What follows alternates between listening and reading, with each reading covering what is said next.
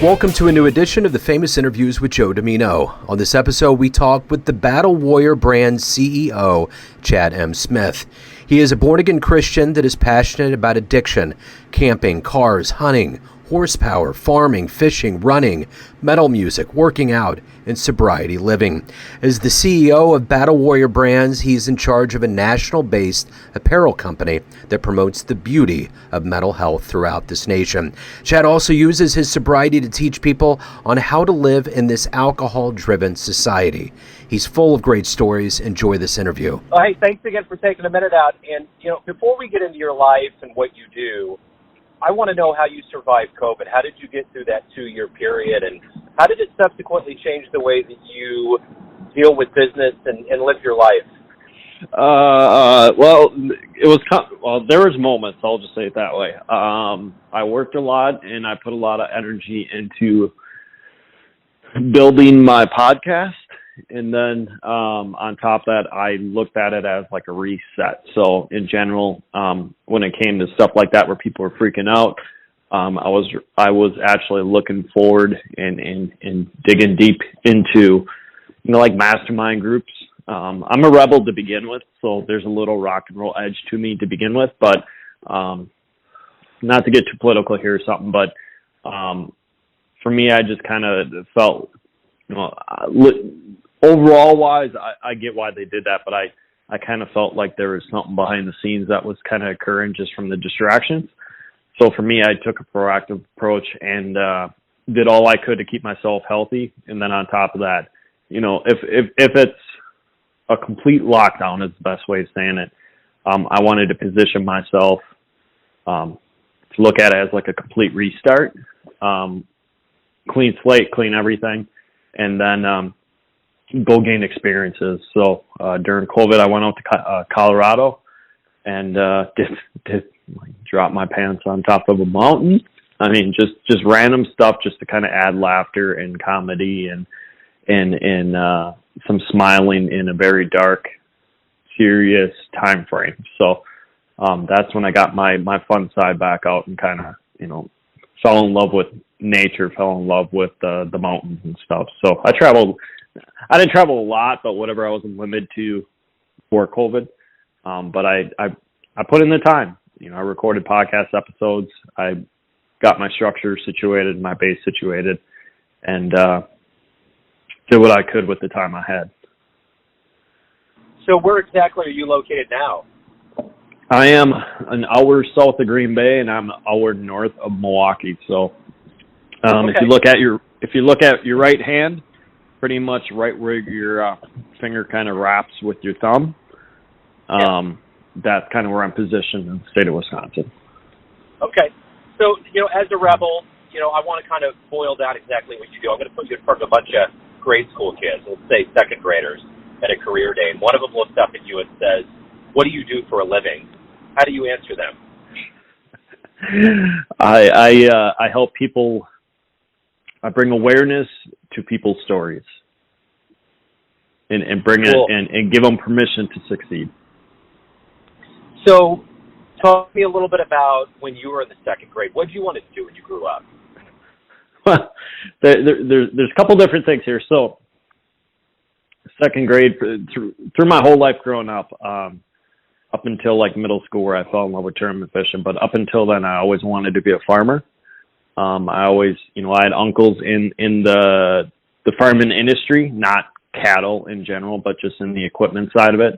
And so I was jumping around in semis. I was jumping around in tractors at a very young age. So, when I was in second grade, if I wasn't screaming in the bathrooms and causing troubles and not sitting still, I was thinking about becoming a farmer or chasing around heavy machinery or out in the park playing. And I don't want to say I was a smaller kid, but I caused a lot of trouble because during the second to fifth grade, my parents,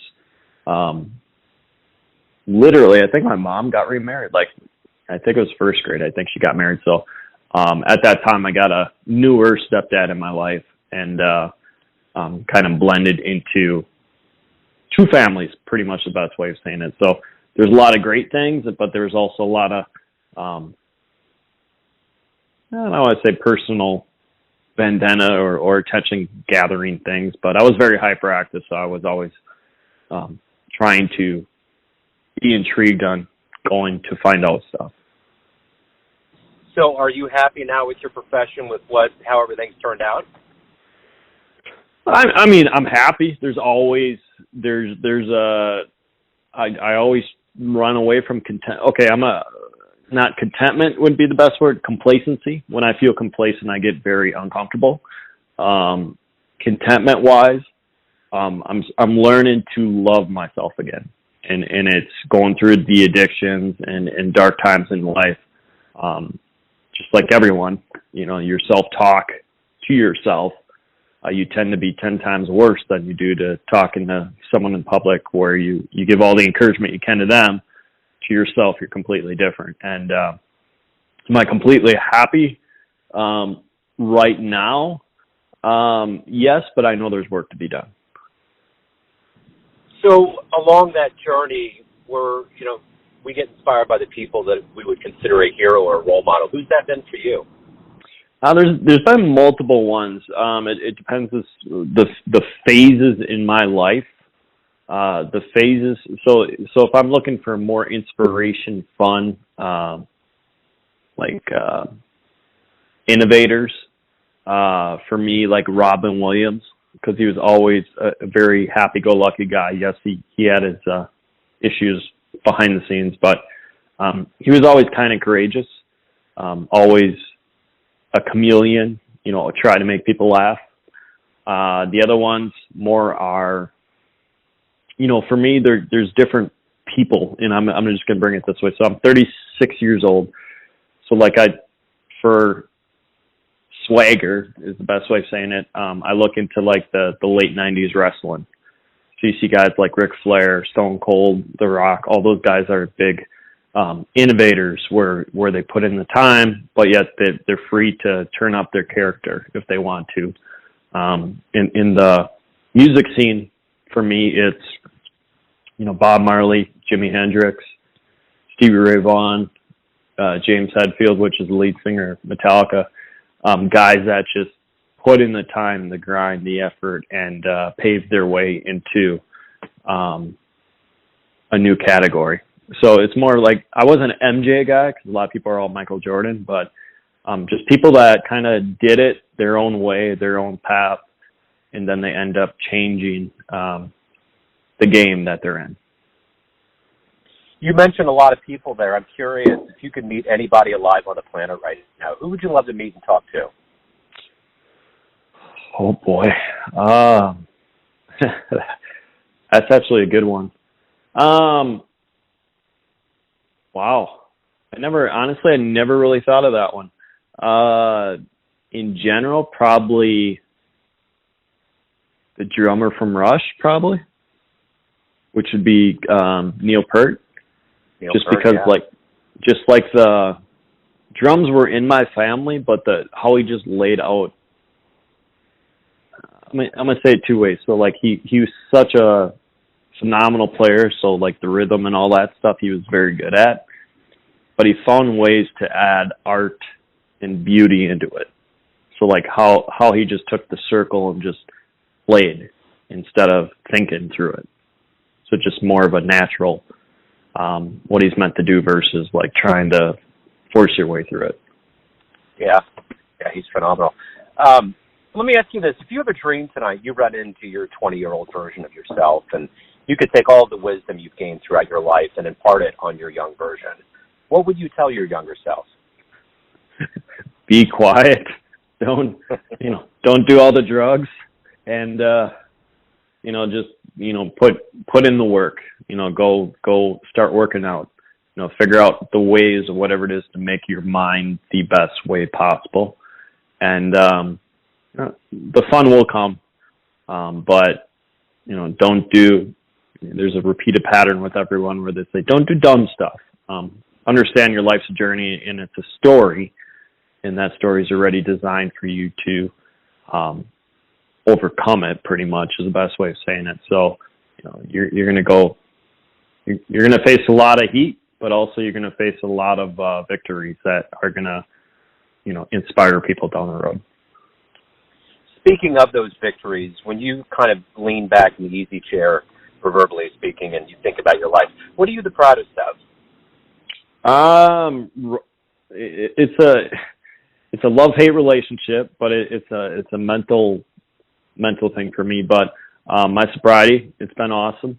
The other thing is bringing the love back to fitness. So having the courage to go out and try new things, like a new marathon or a race or whatever it is, the power to still be able to chase, in the best way of saying it. So like chase, go pursue something.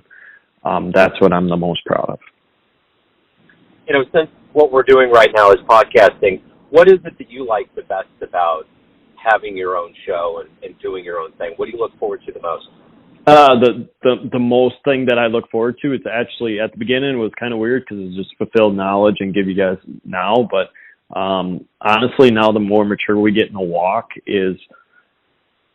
it's really a non-selfish way of saying it, but I care more about your story and kind of like watch you just naturally, like as a guest, watch the guest naturally just get comfortable and start healing from the story that they had.